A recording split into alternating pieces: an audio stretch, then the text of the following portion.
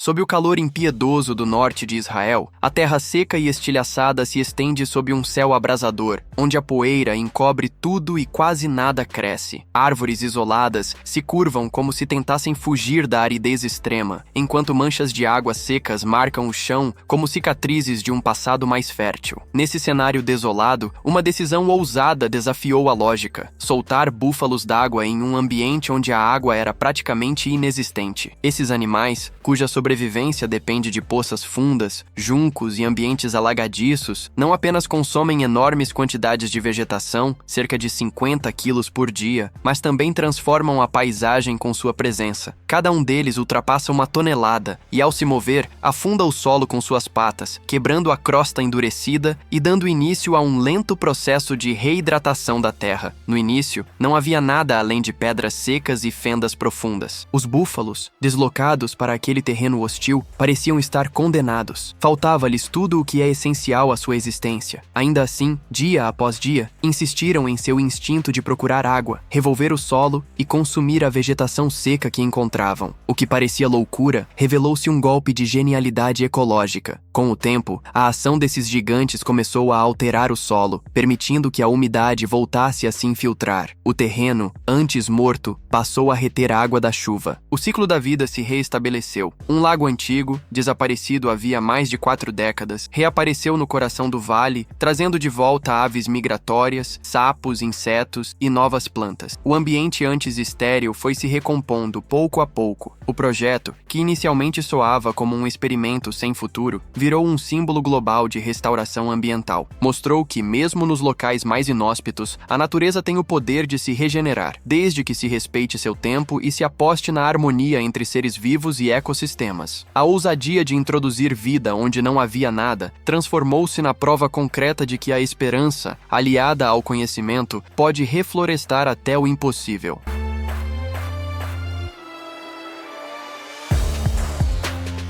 Antes que a ação humana modificasse sua paisagem, o Vale de Hula, localizado entre as colinas de Golã e a região montanhosa da Alta Galileia, figurava entre os recantos mais úmidos e vibrantes do território israelense. Nessa área, encontrava-se o Lago Hula, rodeado por amplos brejos alimentados pelas águas do Rio Jordão. A cena era viva. Bandos de pelicanos e garças deslizavam suavemente pela superfície, enquanto cardumes serpenteavam nas profundezas enevoadas.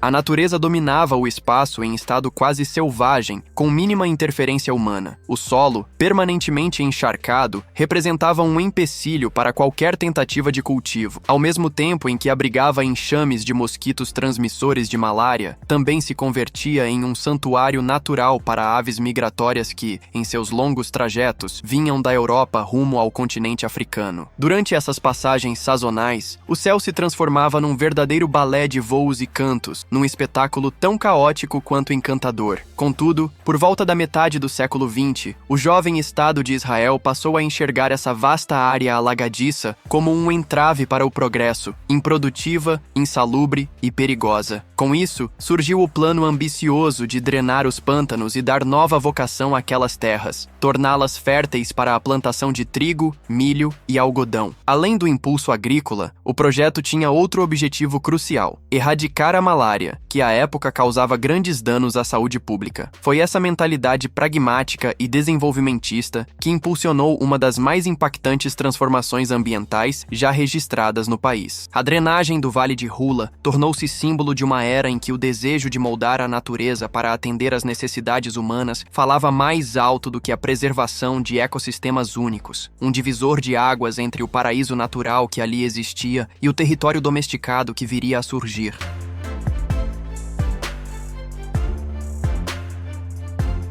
Em 1951, as autoridades de Israel deram início a um ambicioso projeto de drenagem no Vale de Hula. Para viabilizar a empreitada, abriram-se canais, redirecionou-se o trajeto do Rio Jordão e secou-se completamente o leito do lago local. Máquinas pesadas perfuraram o terreno, instalaram-se tubulações e, com a retirada da água, o solo pantanoso passou a ser exposto diretamente ao sol. À primeira vista, o plano parecia ter sido um sucesso. Uma área de aproximadamente 56 7 km², transformou-se em terra firme, fértil e livre de mosquitos. Contudo, essa aparente conquista logo se revelou um equívoco de grandes proporções ambientais. Sem a umidade constante, o solo ressecou e se partiu, o lençol freático desapareceu por completo e a vegetação, sem sustento, morreu. As aves migratórias, que utilizavam o local como ponto de descanso em suas jornadas, perderam o habitat e sumiram. Até o próprio Rio Jordão foi afetado, com sua vazão diminuindo significativamente. Aquela região, antes cheia de vida e sons naturais, tornou-se uma planície árida e silenciosa. Com o passar dos anos, percebeu-se o impacto real da intervenção. O equilíbrio ecológico fora drasticamente comprometido. Somente décadas mais tarde, Israel reconheceu o equívoco. A drenagem havia eliminado os elementos fundamentais que mantinham o ecossistema em harmonia. Foi apenas em 1990 que, após inúmeras pesquisas e discussões, surgiu uma tentativa concreta de corrigir o erro. Iniciaram-se ações para restaurar parte do ambiente original, buscando resgatar o fôlego natural do vale. O projeto visava, sobretudo, devolver ao território uma parcela do que fora perdido, recriando as condições que, outrora, faziam do Vale de Hula um refúgio de biodiversidade e vida pulsante.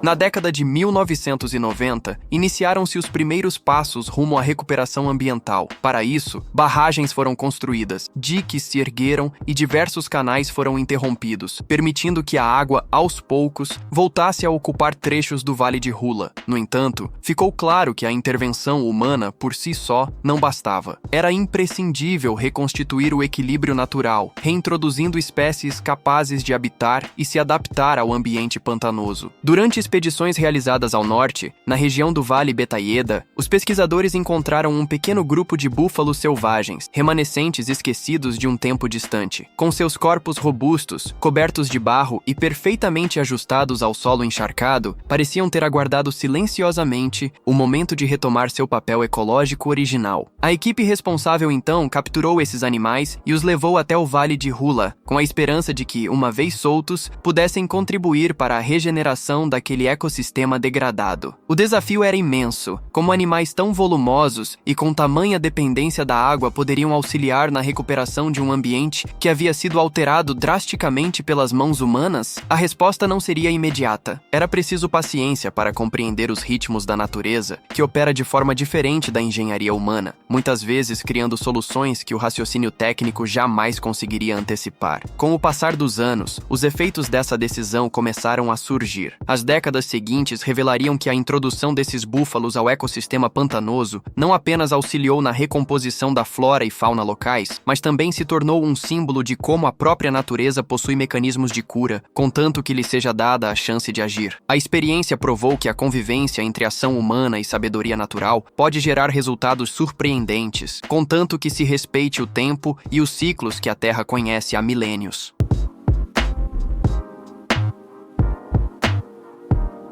Assim que a água voltou a correr livremente pelo vale, um novo desafio emergiu. A vegetação aquática, especialmente juncos e tábuas, proliferou sem controle. Essas plantas invadiram os alagados, formando verdadeiras barreiras vegetais que bloqueavam o fluxo natural da água e afastavam as aves que antes ali habitavam. Nesse cenário desafiador, os búfalos revelaram sua importância vital. Eles adentraram os terrenos encharcados e passaram a se alimentar do excesso de vegetação, abrindo espaço que permitiram o restabelecimento do ciclo hídrico natural. Por onde caminhavam, a natureza encontrava equilíbrio novamente. Seus passos afundavam na terra, revirando o solo, o que evitava seu endurecimento e mantinha a lama rica em umidade, fundamental para a vida no pântano. Com o tempo, peixes voltaram a nadar pelos canais reabertos, rãs encontraram abrigo e as aves retornaram, atraídas pela nova abundância. Além disso, os pelos e os cascos dos búfalos carregavam sementes que se desprendiam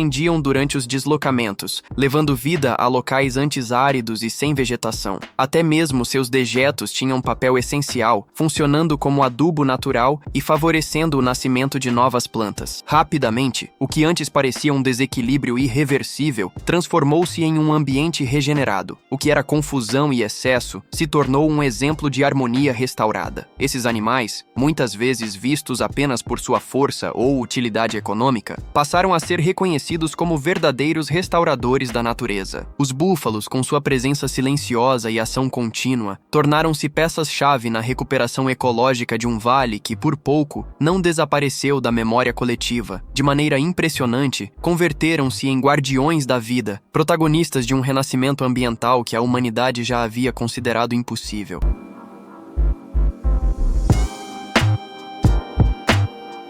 A transformação do Vale de Hula não se deve exclusivamente à presença dos búfalos d'água. Diversas outras espécies foram trazidas de volta, permitindo que o antigo equilíbrio natural fosse restaurado. A região, antes silenciosa, voltou a receber centenas de aves que haviam desaparecido após o esgotamento das águas, e atualmente mais de 1 bilhão de aves migratórias cruzam o vale anualmente. No ano de 2025, pela primeira vez, mais de 100 flamingos permaneceram durante todo o verão no local, um indício claro de que encontraram ali as condições ideais de abrigo e alimentação. Nos céus, águias de cauda branca cruzam o horizonte. 12 delas foram reintroduzidas e continuam habitando a região. Uma das maiores surpresas foi o reaparecimento da rã pintada de Hula, que havia sido considerada extinta por mais de 50 anos. Com o retorno das águas, cerca de 230 exemplares adultos foram localizados em 22 lagoas distintas, mostrando que a natureza tem força para se regenerar quando encontra espaço e oportunidade. Atualmente, animais como lontras, javalis e tartarugas aquáticas também são parte da paisagem. O projeto ambiental responsável por essa transformação também reintroduziu 8 espécies de plantas aquáticas nativas que ajudaram a estabilizar as margens dos corpos d'água e a filtrar o excesso de nutrientes presentes. Até o momento, já foram registradas 340 espécies vegetais, das quais 57 são raras e 8 estão sob risco de extinção. Esse processo de recuperação culminou em um verdadeiro renascimento ecológico. O vale abriga hoje a maior população de búfalos do país e consolidou-se novamente como um núcleo vibrante de vida silvestre no norte de Israel.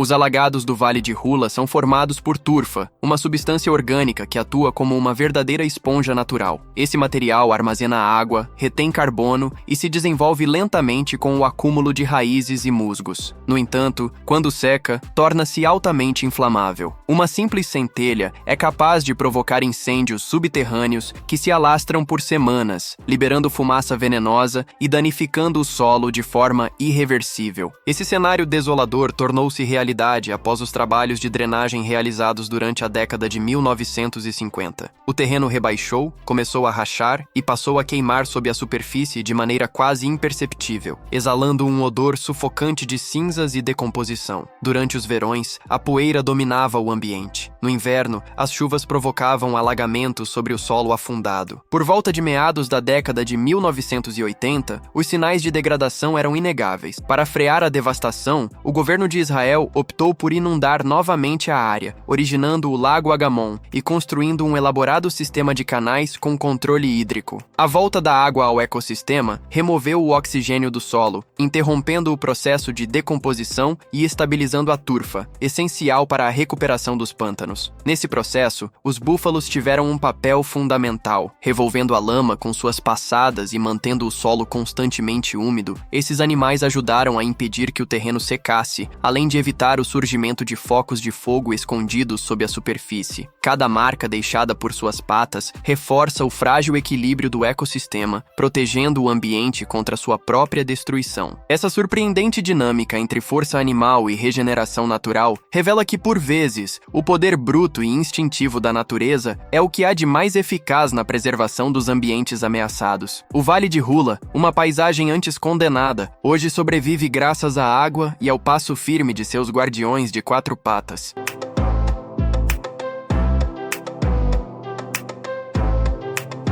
Entre os grandes marcos da recuperação ambiental em Israel, destaca-se a volta do veado persa, uma espécie que chegou a desaparecer quase por completo do Oriente Médio. No século passado, esse animal sumiu da natureza, resistindo apenas em pequenas regiões montanhosas do Irã. Na década de 1970, o país deu início a um ousado projeto de reprodução no Parque Carmel Haibar, com apenas 7 animais, 2 machos e 5 fêmeas. Durante 20 anos, os cervos foram cuidadosamente monitorados até que readquirissem seus comportamentos naturais. Em 1996, os primeiros exemplares foram soltos no vale de Nahal Akziv, na região da Galileia, onde encontraram um ambiente ideal, com colinas verdejantes, clima úmido e bastante isolamento. A fase inicial foi repleta de desafios, perdas causadas por calor excessivo, falta de água e ataques de cobras. Apesar disso, o número de animais aumentou gradualmente. Já nos anos 2000, a população ultrapassava 200 indivíduos. Atualmente, cerca de 300 veados persas vivem em liberdade em Israel, o que representa aproximadamente 1/3 de todos os existentes no planeta. O retorno dessa espécie não só simboliza um triunfo da conservação, mas também trouxe benefícios diretos ao ecossistema local. Ao defecar, os veados ajudam a espalhar sementes, o que favorece a regeneração de pastagens e o controle do crescimento excessivo de arbustos. Esse impacto positivo contribuiu para o retorno de outras espécies nativas, como raposas, corujas e javalis, que voltaram a habitar uma área antes esvaziada de vida selvagem. O caso do veado persa revela uma verdade fundamental. Restaurar uma espécie significa, na prática, devolver vida à paisagem como um todo. O equilíbrio natural se reconstrói passo a passo, e cada animal reintroduzido é parte essencial dessa engrenagem delicada que mantém os ambientes saudáveis e dinâmicos.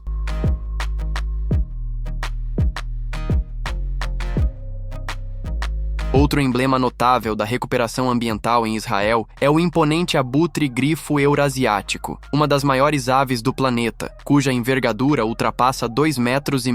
No passado, milhares desses gigantes alados cruzavam os céus dos desertos do Negev e das serras da Judéia. Hoje, no entanto, restam apenas cerca de 200 exemplares em território israelense. A drástica redução da população se deve principalmente a envenenamentos não intencionais, choques com fiações elétricas e a destruição de seus ninhos. Diante dessa situação alarmante, Israel implementou programas dedicados à reprodução e reintrodução da espécie, com centros especializados nas regiões de Carmel, Galileia e nas áreas desérticas. Cada ave que participa desses programas é identificada por meio de uma anilha e equipada com um rastreador por satélite. Quando o sinal de um deles desaparece, equipes de resgate são imediatamente mobilizadas. Muitas vezes, encontram apenas algumas penas. Em outras ocasiões, têm a sorte de localizar um sobrevivente. Para garantir a segurança alimentar dessas aves e evitar contaminações, foram criadas estruturas conhecidas como restaurantes de abutres, locais onde carcaças são deixadas em condições controladas, longe de substâncias tóxicas. Esses espaços também facilitam a observação e o monitoramento contínuo da espécie. Os abutres desempenham um papel crucial no equilíbrio ecológico e sanitário. Cada um deles é capaz de devorar até 100 quilos de carne ao longo de um mês, contribuindo significativamente para a eliminação de restos orgânicos, prevenindo surtos de doenças e inibindo a proliferação de ratos, bactérias e outros organismos nocivos. Esses silenciosos limpadores do céu executam um trabalho invisível, porém essencial, funcionando como uma brigada natural de higiene ambiental, discreta, eficaz e insubstituível.